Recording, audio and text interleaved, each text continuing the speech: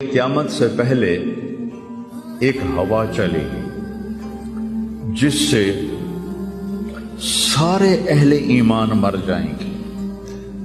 ایک کلمہ گو مسلمان دنیا پہ زندہ نہیں بچے گا، صرف غیر مسلم ہوں گے.